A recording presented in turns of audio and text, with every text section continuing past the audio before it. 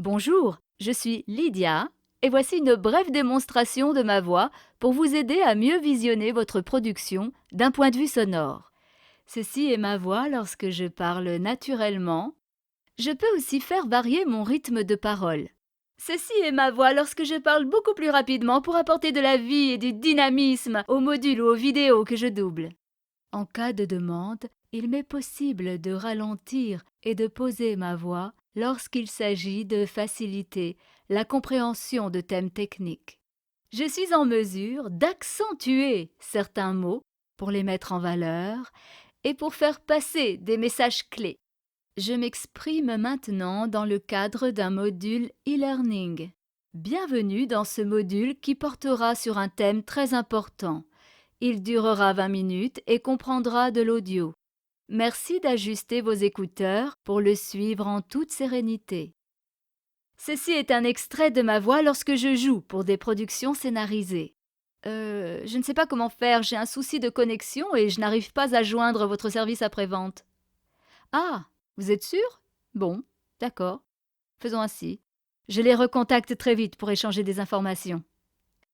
Voici enfin quelques particularités en plus sur ma voix. Et moi aussi j'en cherche des filons d'or, mais je pense pas prendre l'avion pour ça, je prends le tram. Ah, c'est pour ça que ça marche pas. Voici quelques exemples de chroniques. Au pays du soleil, j'en connais un rayon.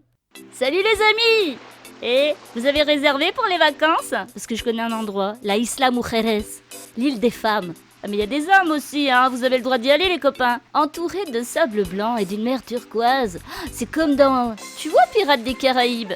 Eh ben c'est comme dans Pirates des Caraïbes, sans les pirates.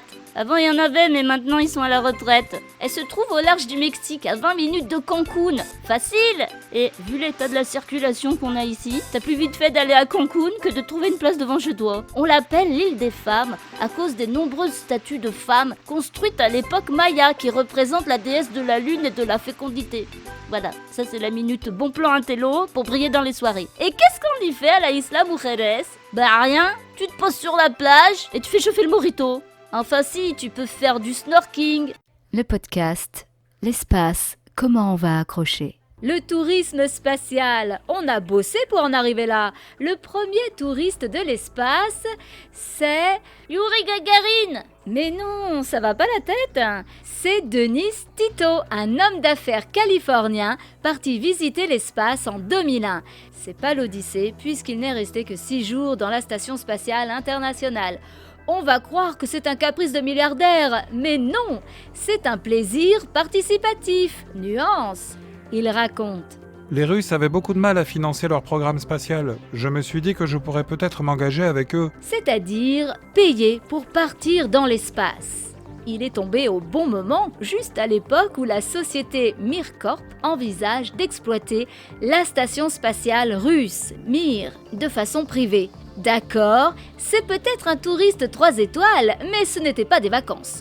L'émission Des livres en bonne voie, Antonio Pereira nous revient ce soir avec son roman Au cœur d'un concert de Bruce Springsteen, Harkness, sorti en 2018, mais en totale concomitance avec la sortie du nouvel album du chanteur en novembre prochain et une tournée au printemps. Et Antonio voulait pas faire une séance dédicace à l'entrée du concert? Ou sur un côté de la scène, pendant le concert, pendant que Bruce y chante, vous dédicacez les bouquins, non?